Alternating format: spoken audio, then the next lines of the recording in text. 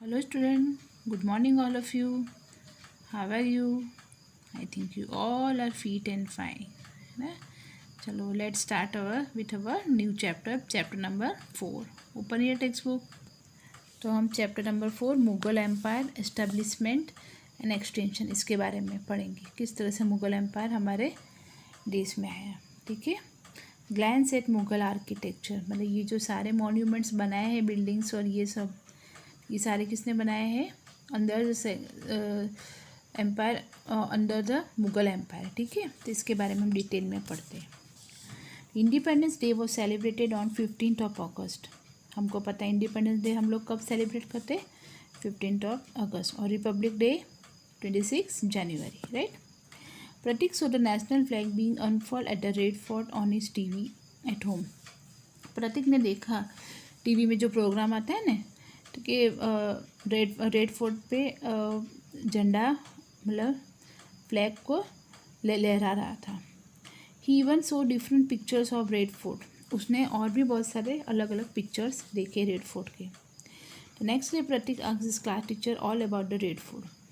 अगले दिन प्रतीक जब स्कूल गया तो उसने अपने क्लास टीचर से इसके बारे में डिस्कस किया कि रेड फोर्ट क्या है, किस तरह बनाया है, क्या नहीं, और डिटेल्स। आपको भी कुछ देखते तो आपको इंटरेस्ट होता है ना कि हम इसके बारे में कुछ जानकारी लें, तो उसको भी ऐसा हुआ और उसने टीचर से पूछा।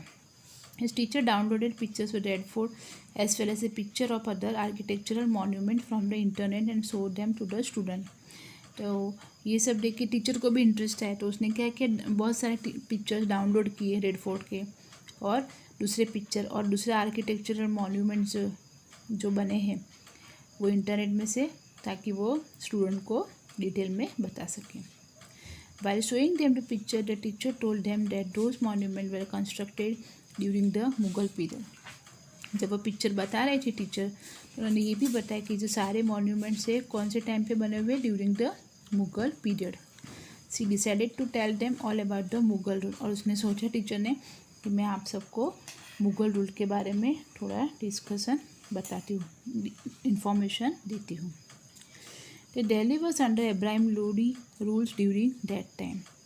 ये जब उन्होंने बताया कि ये उस टाइम की बात है जब इब्राहिम लोदी जो थे वो दिल्ली में शासन करते थे। And Babur ruled in Kabul Afghanistan, और बाबर जो थे वो काबुल में राज करते थे, इन जो अफ़गानिस्तान में है।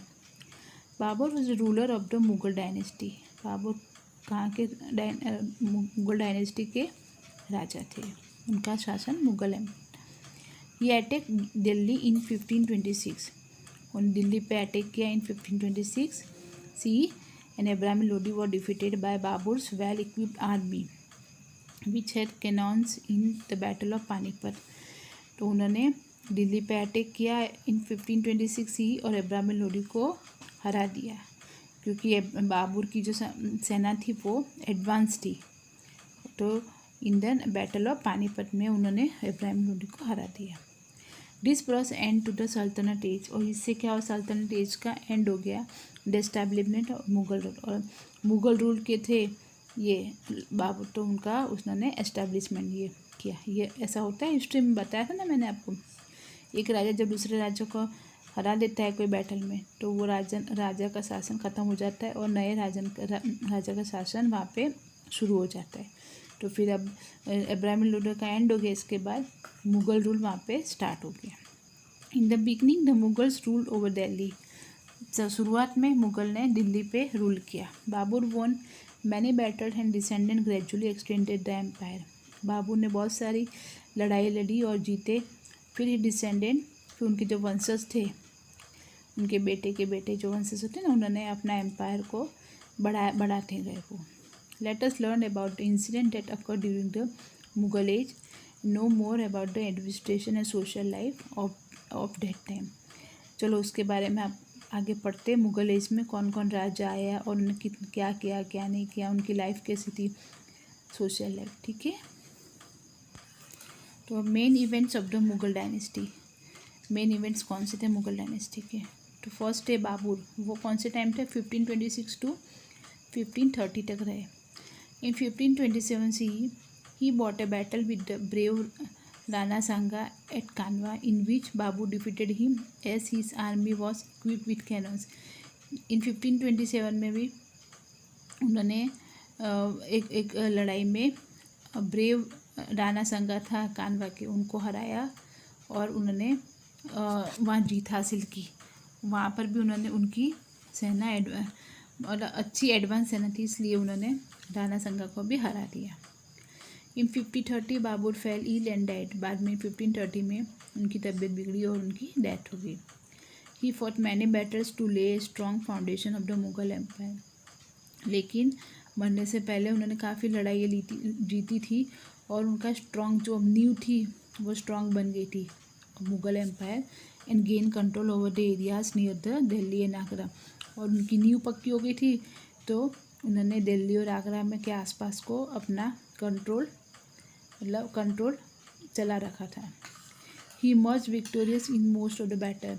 बहुत सारी लड़ाइयाँ उन्होंने जीते थे वो। फिर है हुमायूं। हुमायूं कब तक रहे? 1530 to 1540 and 1555 to 1556। Humayun ascended the throne of Delhi after Babur. Babur के जाने के बाद हुमायूं थे, उन्होंने दिल्ली की राजगद्दी पे आए। According to his father's will the kingdom was divided and each of the brother inherited one province. उनके फादर के हिसाब से, उनके फादर कौन थे? बाबर। तो उनकी इच्छा ये थी कि हर उनका जो राज्य था उसको डिवाइड किया जाए हर एरिया में। प्रोविंस मतलब एरिया में बांटा जाए और हर भाइयों को, उनके जो भाइयों सब में मतलब एक एक एरिया उनको दिया जाए। ही रिटेन दिल्ली, तो उनके पास दिल्ली आया।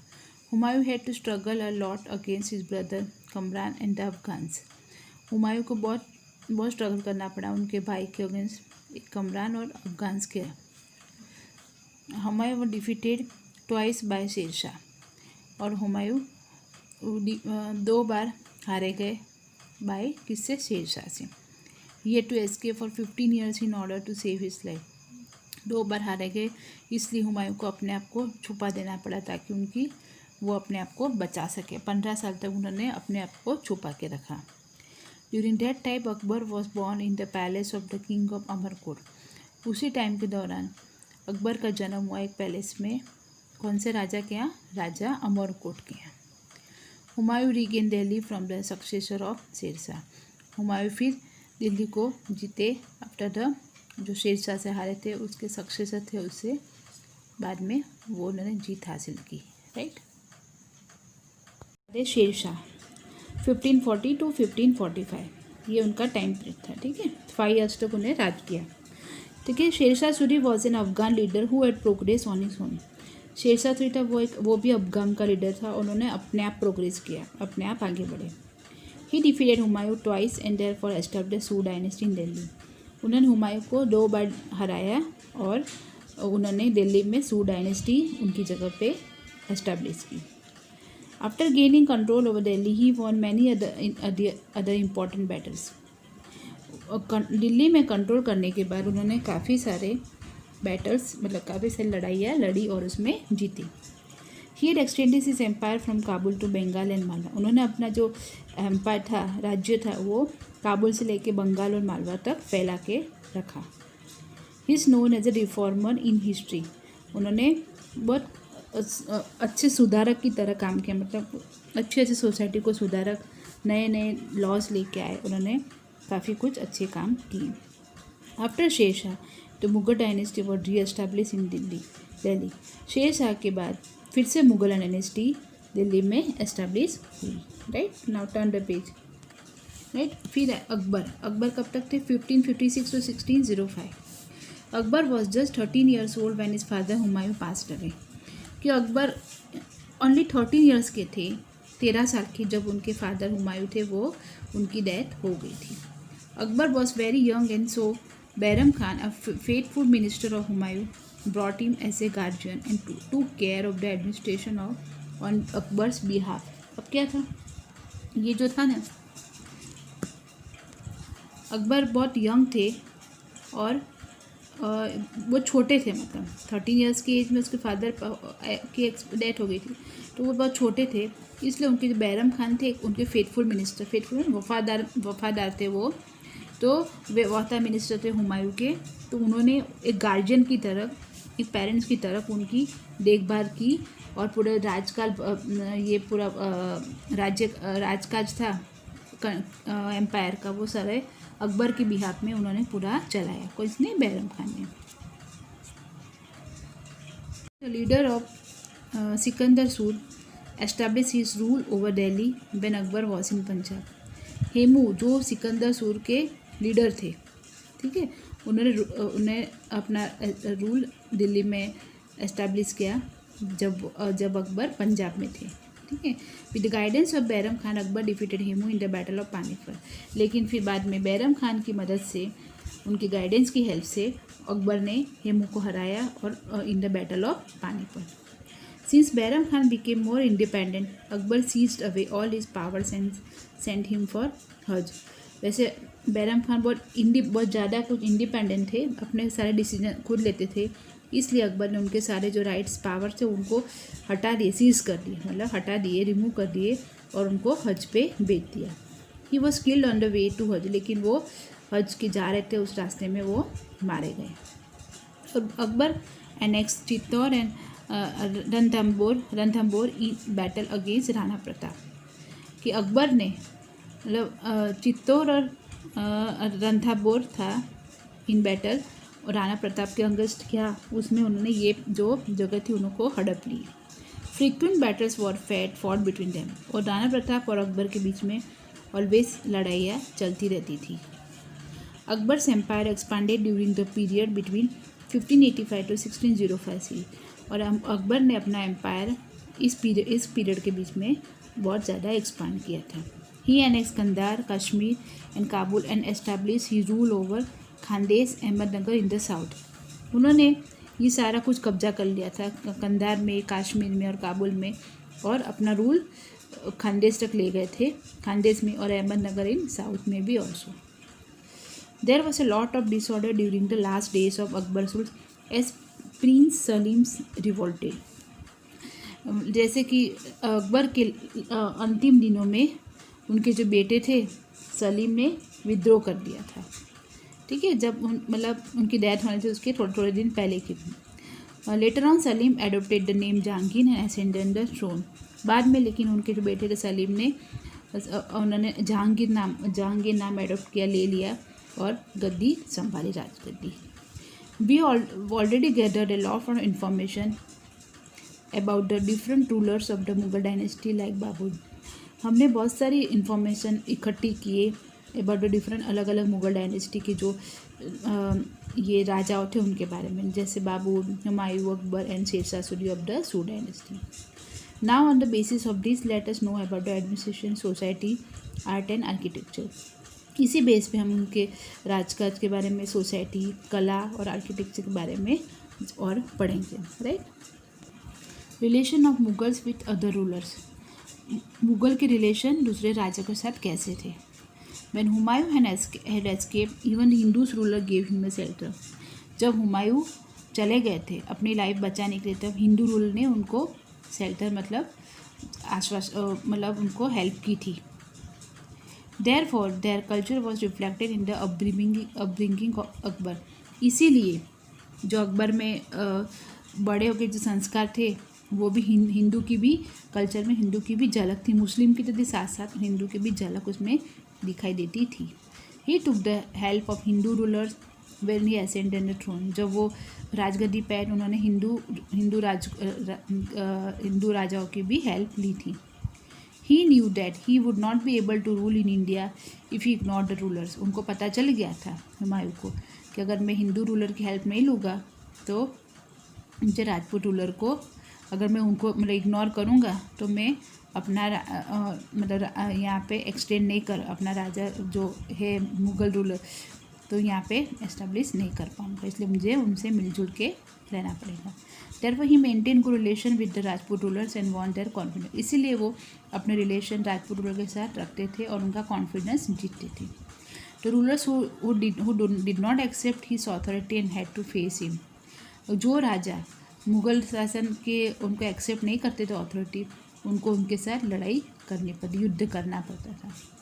The rulers of Sisodia did not accept his rule and had many confrontations with him. जो सिसोदिया राजपूत थे उन्होंने कभी मुग़ल रूलर के कभी भी उनको एक्सेप्ट नहीं किया, इसीलिए उनको उनके साथ बार बार युद्ध करना पड़ता था। Now tradition of inheritance. Tradition मतलब क्या? इनहेरिटेंस, एक बेटे के बाद जो राज गद्दी पे आते हैं ना, उसका क्या ट्रेडिशन था। The king was responsible for appointing the successor of the kingdom and it would usually be the oldest son. अब किंग राजा था, कोई भी राज्य का, उसको ही रिस्पॉन्सिबल होता है कि उसके बाद उसकी राजगद्दी पे कौन आए। और क्या वैसे रिवाज क्या था कि सबसे बड़ा सन है वो उनकी राजगद्दी पे आए, ऐसा रिवाज था।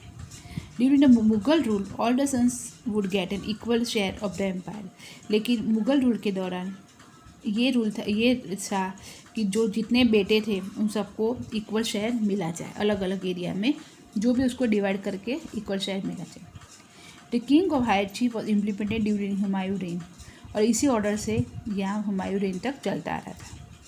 After that rulers conspired against each other for the throne. उसके बाद रूलर्स जो राजा थे उनके बेटे थे वो कॉन्स्पायर्ड मतलब षड्यंत्र उनके अंदर चलने लगा। Brothers would quarrel with one another for the throne and whoever won extended the throne of Delhi। और जो भाई भाई थे वो आसपास अपने अंदर झगड़ते थे और जो जीत जाता था वो राजगद्दी पे आ जाता था। ठीक है, इस तरह से वो बाद में काम शुरुआत हुई। ठीक है, तो ये लेसन में ये चैप्टर में यहाँ तक करवा रही हूँ, आगे का चैप्टर नेक्स्ट सेशन में करूँगी। Okay then, good bye.